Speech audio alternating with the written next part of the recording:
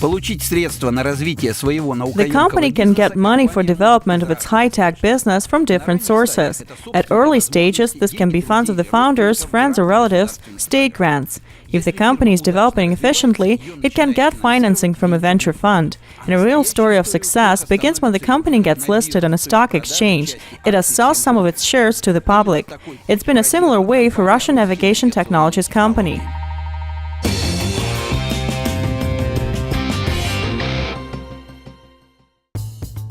Seven years ago, businessman Boris Satovsky thought, how can a car be controlled at a distance, and decided to combine satellite navigation and mobile telephony.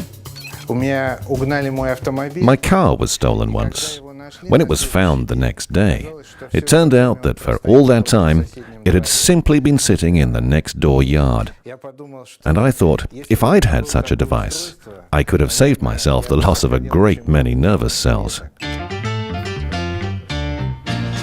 This was the event that pushed formation of new business. Satovsky gathered a team of fellow thinkers. The designers decided to create a car device which could determine the car location with accuracy of several meters and transmit the coordinates to the owner. In the beginning, this technology was developed as a kind of toy for home use. The device looked like this, just a big iron thing. And for the early years, all we did was to make it detect a location and to write a system which could receive that data and transmit it. That is, to control the routes. Boris Satovsky initiated the innovative project using resources of his own company. For this purpose, he organized a new department for development of the device itself and its software. Satovsky needed about $500,000, and he wasn't sure that the invested money would return, as the Russian market of remote transport tracking has just started to develop. Once I bought a small navigation device and was very happy at first. Driving became more comfortable. There was no need for using maps. Then the navigator started playing up. It guided me onto one-way streets and once trapped me between two fences in Malakhovka. And then on the Moscow Ring Road, it suggested that I drive off the road and down some steps. What a useless gadget, I thought. Tomorrow, I'll throw you away. The reason turned out to be very simple. My son, getting ready for a hunt, had switched the navigator into foot mode. Our major focus was on car security functions, but very soon we understood that logistics, transport logistics, was a very promising market, and we began to concentrate on that field. The designers achieved success in 2005 when they got the first customer, a major construction company. Its owners understood that in order to reduce costs, it was necessary to control transportations, to see whether drivers are trying to sell excessive cement or drain petrol. Then the designers realized that the market of commercial transport monitoring has a great future. Boris Satovsky made an important decision to form a new company on the basis of the department, with its own sales unit. There is a special term for such companies, separating from the parent one: spin-off. If we remember what mobile phones were like, say, 5 years ago, they were bulky and not affordable for everyone. And now, every student, almost everyone has one. And that's what we're striving for, and what is going to happen in our market. Each similar mobile device will be equipped with a telemetry and monitoring tool. This is a city taxi service. 200 cars are run daily. Each car has a small device by Russian Navigation Systems. Antenna of a small receiver located under the control panel receives signals from visible satellites of GPS or GLONASS navigation systems.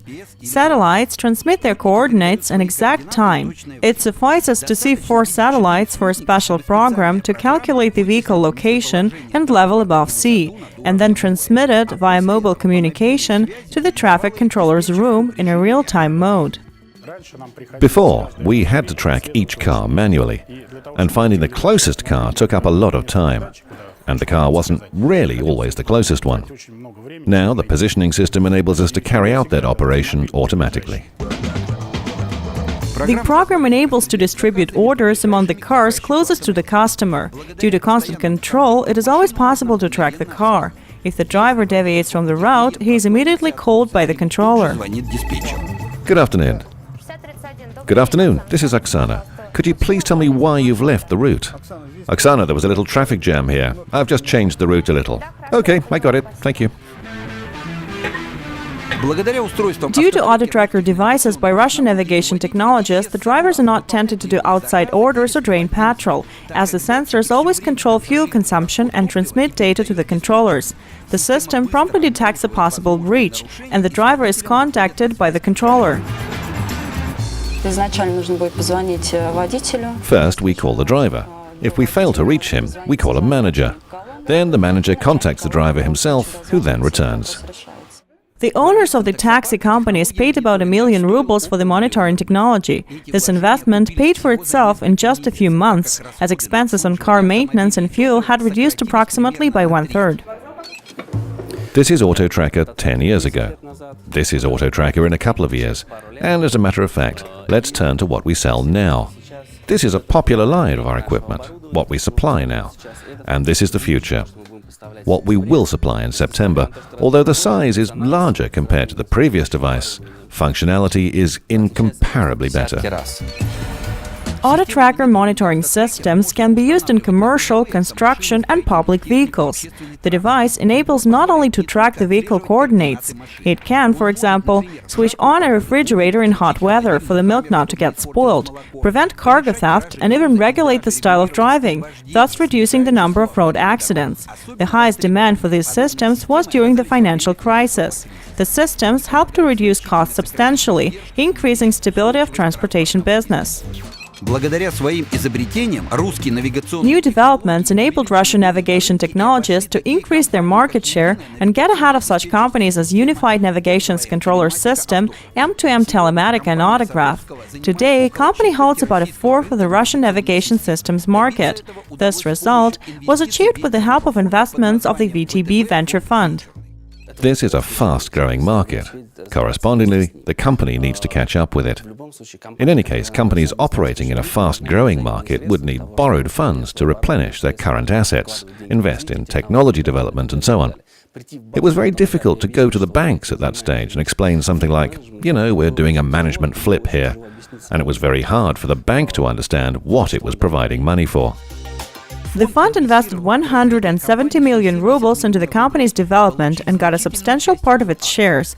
Unlike the bank, Venture Fund does not require property pledge or guarantors, does not claim interest on the provided funds. The fund's help in business development is not limited to money.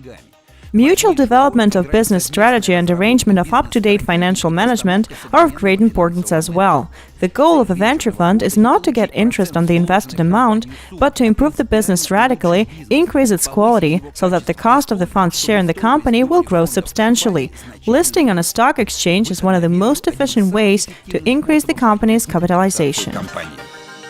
This is a team of fellow thinkers, unique specialists who graduated from the Moscow Institute of Physics and Technology. And first of all, we believed in this team and estimated the market and discovered that it had unlimited potential. Venture investing has become a major instrument of innovations all over the world. Venture business is developing fast in Russia as well. Venture financiers want to repeat success of the world market leaders who gain profit on the invested funds many times higher than the most efficient banks. On the one hand, venture capitalists are financial experts. They know how to account for money, build a business properly, plan the company's development from a long-term perspective.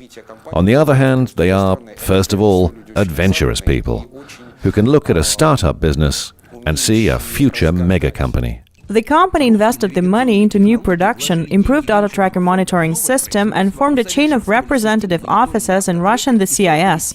Expectations of the investors were satisfied. The company's revenue increases twice each year. Corporate customers include such companies as Rosneft, TNK-BP, and Baltica. At the beginning of the year, we conclude all contracts for the supply of components, etc. So we have to know how much equipment we will actually produce in the next year.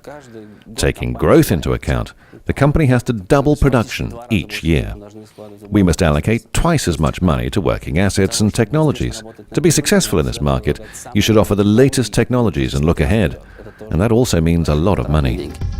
Чтобы привлечь новые To средства, attract new funds, the company decided to try IPO, having placed some of its shares on MICEX, Moscow Interbank Currency Exchange. Stock exchange placement is in fact an interest-free loan, which in case of success can increase the company's cost dramatically.